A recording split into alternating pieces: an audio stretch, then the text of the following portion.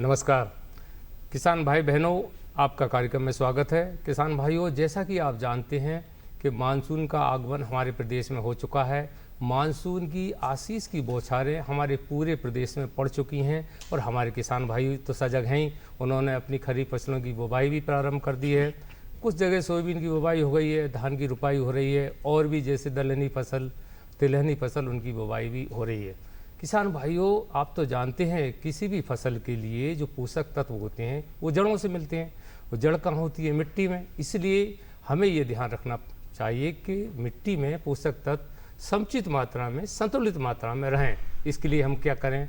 कैसे ये पोषक तत्व आते हैं, कहाँ से आते हैं? ख़ास तौर से बरसात के मौसम में अधिक पानी गिर जाए, मिट्टी बह जाए तो पोषक तत्व बह जाएंगे। अगर कम पानी गिरे तो ऊपर से पोषक तत्व नहीं जाएंगे। इन तमाम बातों की जिम्मेदारी हमारी है आपको बताने के लिए। इसलिए आज के कार्यक्रम में हमारे साथ हैं भारतीय मृदा विज्ञान संस्थान भोपाल के पूर्व निदेशक डॉक्टर अशोक कुमार पात्रा जी। डॉक्टर साहब, आपका कार्यक्रम में स्वागत है। साथ ही किसान भाइयों, आपके बीच के एक सफल किसान हैं निखिल जी खरे। आप खेती बाड़ी के साथ साथ बहुत बढ़िया डेयरी या पशुशाला है, वहाँ उसका प्रबंधन करते हैं। निखिल जी, आपका भी कार्यक्रम में स्वागत है। किसान भाइयों, हम हमेशा प्रदेश के सभी क्षेत्रों से सफल किसानों को बुलाते हैं और विभिन्न फसलों की जानकारी उनसे लेते हैं। ऐसे ही एक सफल किसान छिंदवाड़ा से हमारे बीच में आए विजय जी पटेल, आपका भी कार्यक्रम में स्वागत है। सबसे पहले हम पात्रा जी से जानना चाहेंगे कि डॉक्टर साहब, जो मिट्टी में पोषक तत्व होते हैं उनका कैसे प्रबंधन होता है, उस संबंध में बताएं। देखिए, सबसे पहले मैं सभी किसान भाइयों और बहनों को नमस्कार करता हूं, प्रणाम करता हूं। आज का ये जो प्रोग्राम है, विशेष करके मृदा में जो पोषक तत्व का प्रबंधन है, बहुत ही इम्पोर्टेंट है। और जैसे आप जानते हैं, कोई भी पौधा या कोई भी फसल, ये सोयाबीन हो, धान हो, मक्का हो, कुछ भी फसल, और कोई भी जैसे फ्रूट क्रॉप हो, कोई वेजिटेबल क्रॉप हो, जो पोषक तत्व है 17 पोषक तत्व का जरूरी पड़ता है। अच्छा फसल के लिए पर्याप्त मात्रा में ये सब पोषक तत्व का जरूरी होता है, 17 पोषक तत्व। और ये सभी पोषक तत्व जो है हमारा मृदा से ही आता है। और जैसे नाइट्रोजन है, ये हवा से भी आता है, लेकिन जो मैक्सिमम वो मृदा से आता है। तो मृदा का एक अपना एक रिसोर्स है, जो मृदा में वो पोषक तत्व सभी पोषक तत्व रहता है। लेकिन सालों साल जब हम खेती करते हैं तो उसमें वो धीरे धीरे जो वो मृदा का जो पोषक तत्व वो कमते जाता है। कहाँ से आता है मृदा में? क्योंकि जो भी हमारा जो खनिज पदार्थ है, जो सैंड है, सील्टर पे, वो जो उसका जो बनावट है, उसमें जो पोषक तत्व के साथ बनावट है। लेकिन जैसे ही फसल हम लेते जाते हैं हर साल, और अगर हम पर्याप्त मात्रा में पोषक तत्व नहीं डालेंगे तो हमारा पैदावार नहीं होगा। इसीलिए हम बोलते हैं कि कोई भी फसल उगाने से पहले, विशेष करके जो अभी जो खरीफ जो फसल है, बरसात का जो फसल है, उससे पहले मृदा का जो टेस्ट करना चाहिए और फिर हमको प्रबंधन करना चाहिए कि कैसे हम जो भी कमियां हैं उसको कैसे पूरा करें। तो इसीलिए जो भी 17 पोषक तत्व, लेकिन मुख्यतः जैसे नाइट्रोजन है, फास्फोरस है। नाइट्रोजन के लिए हम यूरिया देते हैं, फास्फोरस के लिए हम लोग डीएपी देते हैं, सिंगल सुपर फॉस्फेट देते हैं, पोटासियम के लिए हम लोग म्यूरेट ऑफ पोटाश देते हैं। तो इसी तरह जो माइक्रो न्यूट्रिएंट्स है, जिंक है, कॉपर है, मैग्नीज है, आपका मोलिब्डेनम है, तो निकेल है, ऐसे ही सभी का अलग अलग जो रासायनिक खाद है और उसके साथ साथ जो जैविक खाद है, ये सब मिला करके हमको मृदा में डालना चाहिए और ये संतुलित मात्रा में हमको डालना चाहिए। तो मृदा में अपना क्षमता तो है, कैपेसिटी है, लेकिन हम जैसे ही हम लोग का हरित क्रांति के बाद ज़्यादा से ज़्यादा हम फसल हर साल उगा रहे हैं और इतना उगा रहे हैं कि हमारा प्रोडक्शन तो बहुत बढ़ रहा है, लेकिन हमको जो मृदा में जो वापस देना है, जो हम लोगों को पोषक तत्व का जो फसल के आकार में चला जाता है, हम लोगों को मिलता है, वो हम वापस नहीं करते हैं। कई कारण है पोषक तत्व का कमी होने का, हम चर्चा करेंगे आगे चल करके। तो ये मुख्य कारण है कि हमारा मृदा में फसल का जो पोषक तत्व कमियां हो रहा है और हमारा सॉइल टेस्ट करके हमको सही मात्रा में, संतुलित मात्रा में पोषक तत्व मृदा में देना चाहिए और सही समय में देना चाहिए, ताकि जो फसल का पैदावार है वो पूरा हो और जो उत्पादकता है वो बरकरार हो करके हमारा जो किसान भाइयों को, आप सबको वो पूरा मिले। तो इसी विषय में ये चर्चा है। बहुत बहुत आप सबको धन्यवाद कि ये आपका आयोजन आज हो रहा है। जी जी, धन्यवाद तो आप सभी लोगों का है, आप हमारे बीच में आए और अच्छी जानकारी दे रहे हैं। किसान भाइयों, डॉक्टर साहब बता रहे हैं कि आप रखी हुई चीज़ें आप खर्च करते जाएं तो वो एक दिन ऐसा आएगा अपने घर कुछ नहीं बचेगा। उसी प्रकार मिट्टी में जो पोषक तत्व होते हैं, अगर उनका संरक्षण नहीं करेंगे तो निश्चित तौर से वो कम हो जाएंगे, फसल कम होगी। इसलिए हम सफल किसानों को बुलाते हैं और उनसे जानेंगे निखिल जी से कि कैसे आप संतुलित मात्रा को मिट्टी में कैसे पोषक तत्व पहुंचाते हैं। बताइए निखिल जी। देखिए, सबसे पहले तो मैं किसान भाइयों से ये कहूँगा कि किस खेती के साथ उसको वैज्ञानिक तरीके से करें तो बहुत लाभ होता है। और दूसरा ये है कि कभी भी किसान भाई जो भी फसल बोते हैं उसके लिए मिट्टी का परीक्षण जरूर कराएं। मिट्टी के परीक्षण कराने से कि अपने को पता चलता है कि किन किन पोषक तत्वों की कमी है, उसको पूरा करते हैं। इसके अलावा अपन ये देखते हैं कि गाँव में जो गोबर होता है वो बहुतायत में उपलब्ध होता है, गौमूत्र उपलब्ध होती है। तो जैविक खेती के लिए वर्मी कंपोस्ट बना के या गोबर की खाद सबसे अच्छा है, जिसमें सारे पोषक तत्व, जहाँ तक हम लोग देसी विधि अपनाते हैं तो उसमें गोबर की खाद और वर्मी कंपोस्ट का ज़्यादा उपयोग करते हैं। और गौमूत्र वगैरह से जैसे कीटनाशक का इस्तेमाल करते हैं, तो इन सब में कहीं ना कहीं पोषक तत्व आते हैं। और इसके अलावा जो पोषक तत्व जो मिट्टी परीक्षण के बाद अपन को पता चलता है कि हमारी मिट्टी में जो जो तत्वों की कमी है उनकी पूर्ति आवश्यक है। जी जी, तो निखिल जी ये बता रहे हैं कि मिट्टी परीक्षण कराने से ही पता चलता है कि कौन कौन पोषक तत्वों की कमी मिट्टी में हो रही है और उसकी पूर्ति हमारे किसान करते हैं। किसान भाइयों, हम आपको सफल किसान से इसलिए मिलाते हैं कि आप उनसे प्रेरणा लें। और सफल किसान कैसे बनते हैं, आइए विजय पटेल से ही जानते हैं। बताइए पटेल साहब। मेरे सभी दर्शकों को, भारत के सभी दर्शकों को मेरा प्रणाम, मेरा नमस्कार। आपने मुझे आज आमंत्रित किया, आपको भी बहुत बहुत धन्यवाद। जैसे डॉक्टर साहब ने और निखिल जी ने भी बताया है कि सूक्ष्म पोषक तत्व, माइक्रोन्यूट्रिएंट्स पौधे की बढ़वार के लिए, फसल की बढ़वार के लिए बहुत आवश्यक होता है। इसके नाम से ही अपने को ये ज्ञात है कि सूक्ष्म पोषक तत्व का मतलब सूक्ष्म, इसकी बहुत अधिक मात्रा फसल को नहीं लगती है। तो जब हम अपनी भूमि का परीक्षण कराते हैं, मिट्टी परीक्षण कराते हैं, तो उसमें हमें कमियां पता लग जाती किस सूक्ष्म पोषक तत्व की हमारी मिट्टी में कमी है और उसकी डेफिशिएंसी की, उसकी कमी के कारण हमारी फसल बढ़वार नहीं ले पा रही है और जो उत्पादकता होना चाहिए, जो उत्पादन हमें मिलना चाहिए, वो नहीं मिल पा रहा। राष्ट्रीय जैविक खेती संस्थान गाजियाबाद, जिसके डायरेक्टर श्री प्रकाश चंद्र थे, इन्होंने एक डीकम्पोजर करके एक लिक्विड तैयार किया था जो गाय के गोबर से 3 बैक्टीरिया निकाल के इन्होंने बनाया था। उसका मैं अपनी भूमि में प्रयोग करता हूँ और उसी के माध्यम से मैं डिकम्पोजर अपन स्वयं बनाता हूँ। अभी आप ये आम देख रहे होंगे, आप सामने हमारे रखे हुए ये आम, ये कलर देख रहे हैं, ये डिकम्पोजर का ही कमाल है। ये सूक्ष्म पोषक तत्व, इसका स्प्रे करते हैं, इसको फ्लड इरिगेशन के माध्यम से ज़मीन में पहुँचाते हैं। और बाकी भी फसल, आम के अलावा भी धान हम लेते हैं, गन्ना लेते थे, धान, गन्ना, गेहूं, मूंग, सभी फसलों में सूक्ष्म पोषक तत्वों का स्वयं बना के उसका प्रयोग करते हैं। अब ये साइज देख रहा है, अब ये आम का केसर का आम है। मध्य प्रदेश में केसर सिर्फ मटकुली में 2 पेड़ लगे, हमने 50 एकड़ में केसर का आम का बगीचा लगाया हुआ है। पिछले साल हमने इसको मुंबई भेजा था, जो दुबई और इंग्लैंड एक्सपोर्ट हुआ था। इस साल हमने मुंबई, इंदौर और बास्की मंडी 3 जगह हमने भेजा है। तो 56 लाख का इस साल हमारा उत्पादन हुआ। पिछले साल 50 लाख का हुआ था। इस साल काफ़ी नुकसान हो गया, बारिश काफ़ी पड़ी, इसके कारण थोड़ी फसल भी उतनी फ्लावरिंग जैसी आना चाहिए तो वैसी नहीं आई। पिछले साल की तुलना में यदि इस साल फ्लावरिंग आती तो हमारा लगभग 2 करोड़ रुपए का उत्पादन हो सकता था इस साल। लेकिन पिछले साल से मुश्किल से हमें लग रहा है 5 से 10% आया था, क्योंकि पिछले साल 3.5 साल का पौधा था, इस साल 4.5 साल का पौधा। 2020 में हमने ये आम का बगीचा लगाया है। तो सूक्ष्म पोषक तत्व हम बनाने के लिए अपने घर में जो है, जो राष्ट्रीय जैविक खेती संस्थान गाजियाबाद ने जो डिकम्पोजर बनाया है, उसको 200 लीटर के ड्रम में लेते हैं, 200 लीटर पानी लेते हैं, उसमें 2 किलो गुड़ डाल देते हैं और ये 5 से 10 ml जो डिकम्पोजर बनाया हुआ है उन्होंने वो डाल देते हैं। इसको एक बार डालने के बाद पूरा लॉन्ग लाइफ ये चलता रहता है। इसमें 2 किलो गुड़ डाल दीजिए और 180 लीटर पानी उसमें से निकाल दीजिए। फिर से 180 लीटर पानी भर दीजिए, 20 लीटर जो आपका मदर कल्चर बचेगा और 180 लीटर पानी ऊपर से हो जाएगा और 2 किलो गुड़ इसमें ऐड कर दीजिए आप।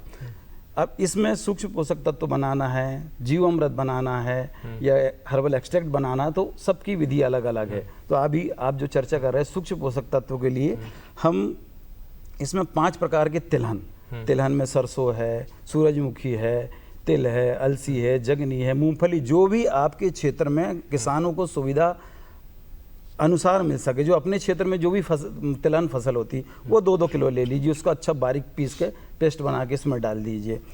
फिर 5 प्रकार के दलहन ले लीजिए, दलहन में चना है, मूंग है, मसूर है, बटरी है, जो भी राजमा, जो भी आपके क्षेत्र में होता है उसको आप ले लीजिए। 5 किलो 2-2 किलो ये लीजिए, 5 प्रकार के 10 किलो ये हो गए तिलहन और 10 किलो दलहन हो गए। फिर उसके बाद हम फेरस ऑक्साइड के लिए गेरू लेते हैं, 1 किलो गेरू डाल देते हैं उसी ड्रम में। फिर आयरन के लिए हम लोहे की कीले ले लें, या फिर अपन किसान है तो अपने पास कल्टीवेटर होता है, कल्टीवेटर की कुशिया उसमें डाल देते हैं हम। जिंक के लिए हम पुरानी बैटरी जो होती है, अपने ट्रैक्टर की बैटरी, सभी किसानों के पास ट्रैक्टर होते हैं, नहीं तो मोटरसाइकिल होती है, उसमें बैटरी, उसका ऊपर का खोल हटा दीजिए, उसके अंदर जिंक की प्लेट होती है, उस प्लेट को भी हम इसके अंदर डाल देते हैं। इन सभी को डालने के बाद 7 से 15 दिन तक इसको रहने दें। 5 मिनट सुबह क्लॉकवाइज उसको घुमाएं, जिससे इसके अंदर जो जीवाणु है वो अच्छी तरह सक्रिय हो जाए और उनकी संख्या ज़्यादा बढ़ जाए। 15 दिन के अंदर में ये घोल माइक्रोन्यूट्रिएंट का आपका तैयार हो जाता है, जब से इसमें से भीनी भीनी खुशबू निकलने लगती है। क्योंकि ये जितना डिकम्पोजर है, ये जितने तिलहन और दलहन और जितना हमने आयरन, गेरू, जिंक की बैटरी और तांबे का भी आधा किलो तांबे के तार डाल दें, पुरानी जली मोटर के तार मिलते हैं वो डाल दीजिए आप, तो 15 दिन के अंदर ये लीच कर देता है, उससे निकाल लेता, मतलब इन सारे तत्वों को निकाल के डिकम्पोजर के अंदर डाल देता है।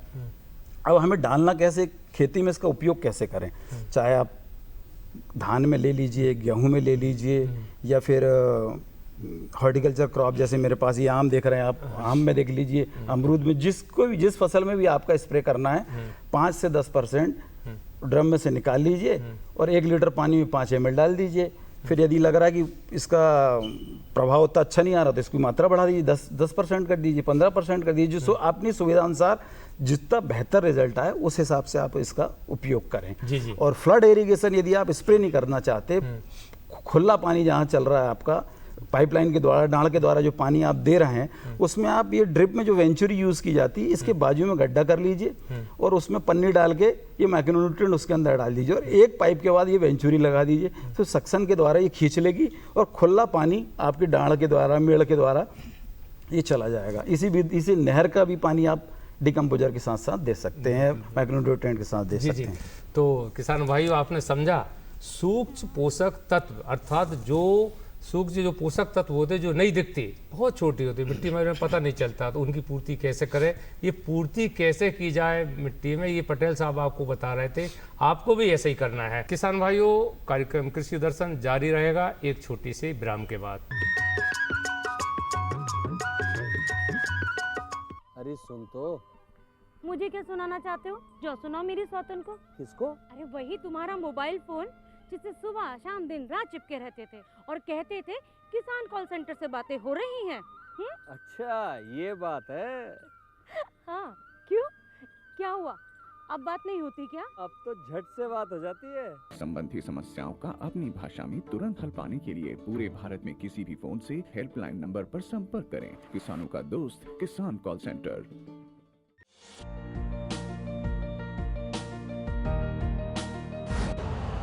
यूरिया का स्वदेशी उत्पादन 70 लाख टन बढ़ाने के लिए 6 उर्वरक संयंत्रों का उद्धार किया जा रहा है। FCIL के गोरखपुर, सिंदरी, तलचर और रामागुंडम संयंत्र, HFCL की बरौनी इकाई और BVFCL की नामरू फोर्थ। सोने पर सुहागा ये है कि देश में अब बनेगा सिर्फ नीम लेपित यूरिया, क्योंकि इससे होगा किसानों का फायदा ही फायदा। अनाज का उत्पादन 10% तक बढ़ेगा, बढ़ेगी 10 से 15% नाइट्रोजन क्षमता।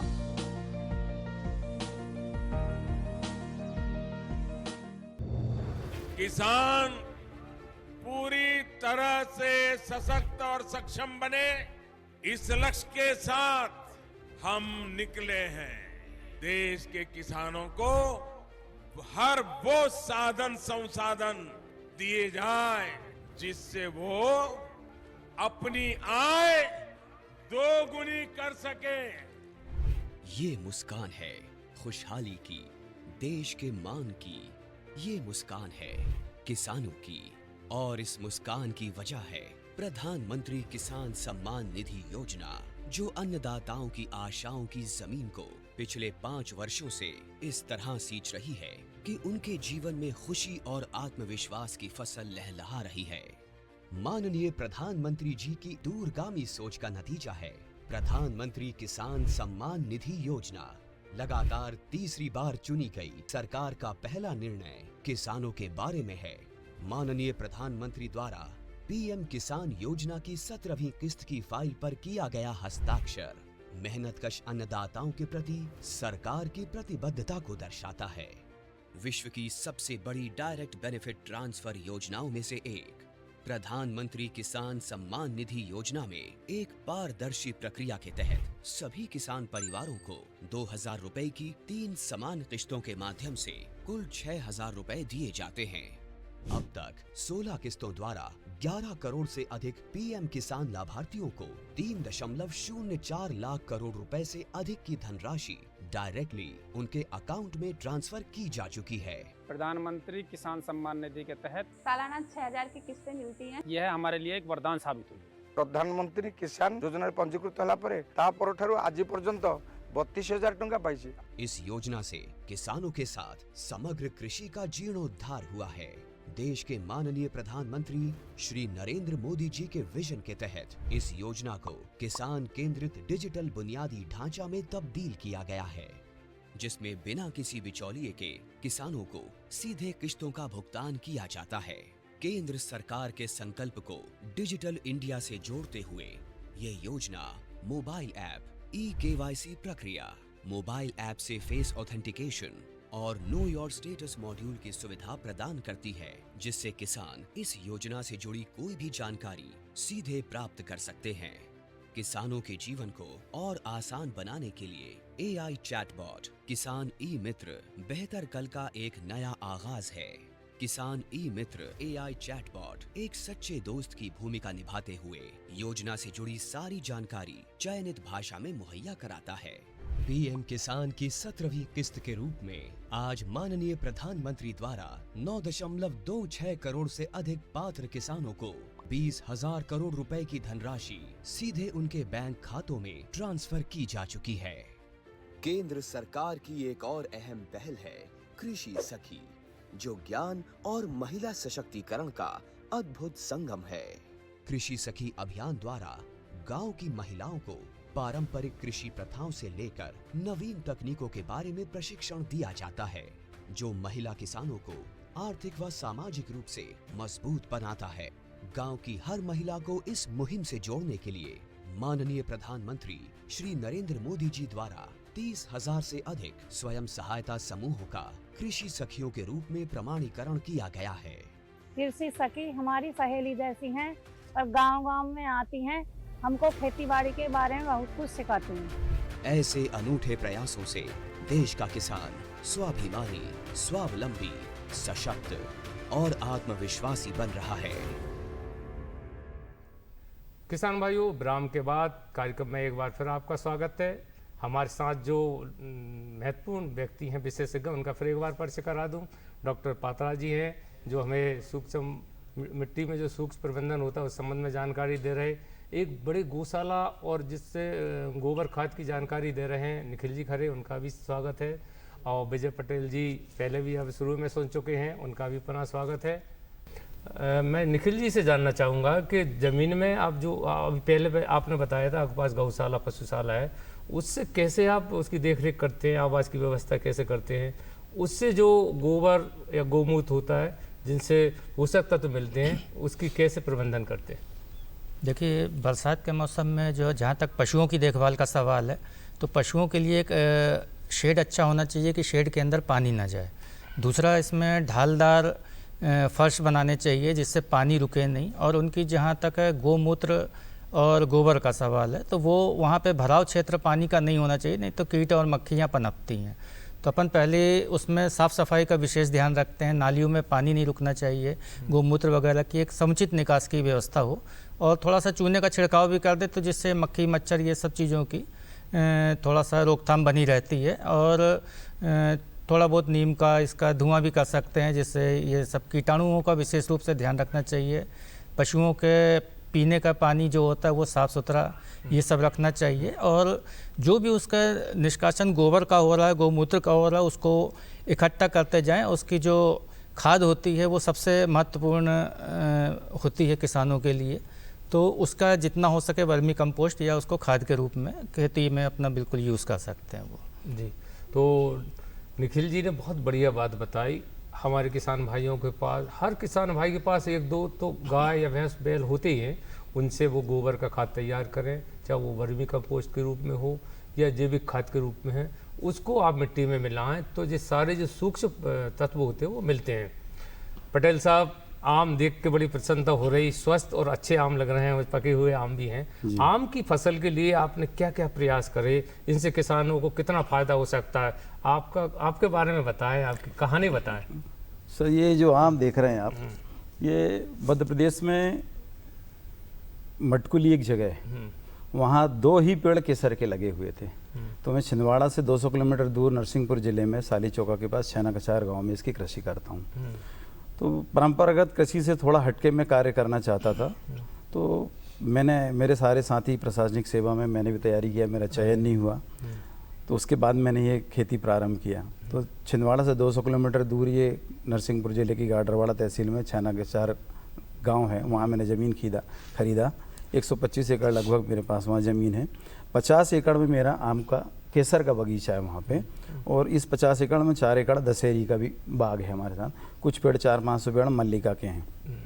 अभी हमें सबसे पहले ये जानना चाहिए कि हम परंपरागत तरीके से खेती करें या आधुनिक तरीके से। जैसे डॉक्टर साहब और निखिल जी ने बताया कि हम खेती तो कर रहे हैं, किसान लाभ में क्यों नहीं है। तो हमने भी ये सोचा कि इसको यदि लाभकारी धंधा बनाना है तो कुछ अलग हटके काम करना पड़ेगा। तब हमने ये परंपरागत तरीका छोड़ के अल्ट्रा हाई डेंसिटी का नाम यदि आपने सुना हो, या इसराइल की तकनीक है, इसमें कम जमीन में अधिक पौधे लगाए जाते हैं। पहले कम पानी भी लगता है, ड्रिप भी लगता है, तो कम पानी लगता है। तो हमने यह विधि अपनाया।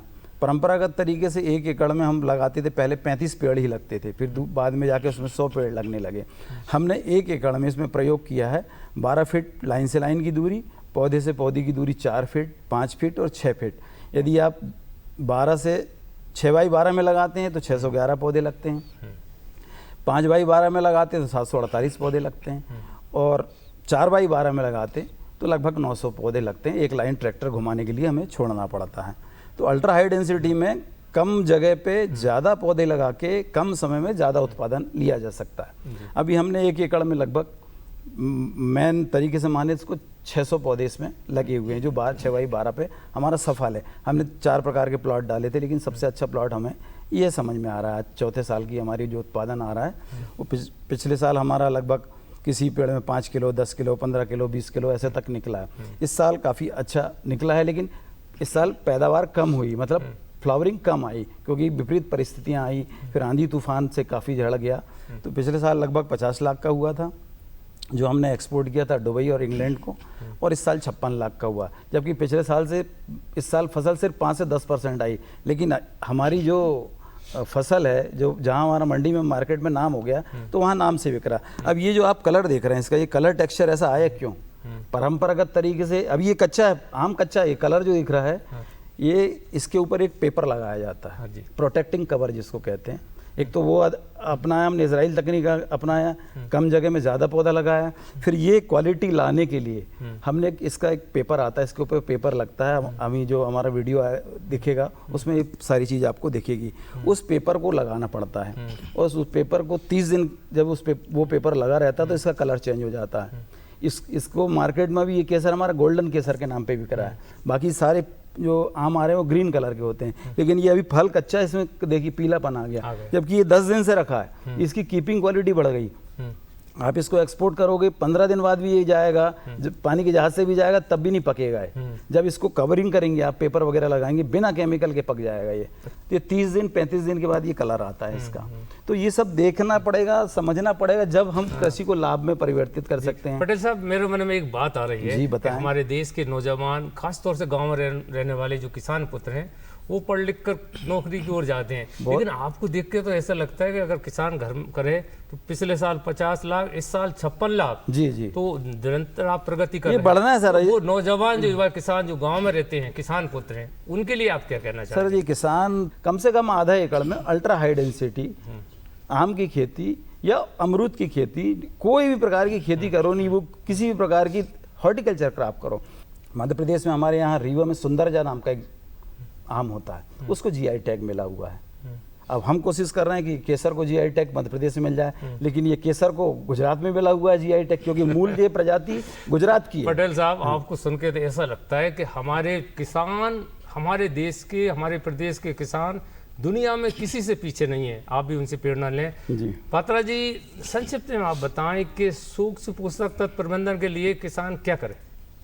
देखिए, ये हमारा जो मृदा स्वास्थ्य हम बोलते हैं, दो चीज़ बड़ा इम्पोर्टेंट है। एक तो जैसे चर्चा हो रहा है सूक्ष्म तत्व और सूक्ष्म जीव। सूक्ष्म जीव दोनों ही बहुत आज का टाइम में बहुत ही इम्पोर्टेंट है। हमारा जो आज ज़्यादा हम जैविक पदार्थ हम मृदा में डालते नहीं है, जैसे कंपोस्ट, वर्मी कंपोस्ट, जैसे हमारा ग्रीन मैन्योर, जो हरी खाद है, कोई भी जो जैविक पदार्थ है, वो जो नरवाई हम जला देते हैं, बात हुआ जो हम फसल अवशेष नरवाई जला देते हैं, तो ये सब में सूक्ष्म जो पोषक तत्व है होते हैं, वो पोषक तत्व होते हैं। कोई भी जैविक पदार्थ हो, उसमें पोषक तत्व होता है। तो हमको कोई भी फसल अवशेष जलाना नहीं है, उसको हमको मिट्टी में डालना है। ये सबसे ज़्यादा इम्पोर्टेंट है आज का टाइम में। हमको जैसे केमिकल रासायनिक खाद कम से कम, जो माइक्रोन्यूट्रिएंट पोषक, जो सूक्ष्म पोषक, वो रासायनिक खाद कम से कम, और बाकी जो जैविक खाद है उस ज़्यादा से ज़्यादा, ये दोनों का समन्वय करे तो पोषक, जो सूक्ष्म पोषक का कोई कमियां नहीं होगा मृदा में। बस यही बात हमारे किसान भाई गांठ बांध ले। पात्रा जी, सच मानो आपने आज हमारे किसान भाइयों को बहुत महत्वपूर्ण जानकारी दी। बहुत बहुत धन्यवाद। निखिल जी, आप हमारे कार्यक्रम में पधारे। आपने भी अपने निजी अनुभव और डेयरी से संबंधित कैसे छोटे छोटे पोषक तत्वों को मिट्टी में अपन बढ़ा सकते हैं उस संबंध में जानकारी दी। बहुत बहुत धन्यवाद। पटेल साहब, आपसे मिलकर बड़ी प्रसन्नता हुई। आप छिंदवाड़ा से हमारे बीच में पधारे। आप इतनी बढ़िया हमारे किसान के लिए आदर्श हैं। अगर सारे किसान, आप युवा किसान करें तो निश्चित तौर से देश भी संपन्न होगा और किसान भी आर्थिक रूप से मजबूत होंगे। बहुत बहुत धन्यवाद आपको भी धन्यवाद। किसान भाइयों, अभी आपने देखा कि हमारे देश और प्रदेश में कृषि के चहुमुखी विकास में महत्वपूर्ण योगदान है हमारे किसान भाइयों का, हमारे कृषि वैज्ञानिकों का। अगले कार्यक्रम में फिर ऐसी महत्वपूर्ण जानकारी के साथ आपसे मिलेंगे। तब तक के लिए नमस्कार। नमस्कार।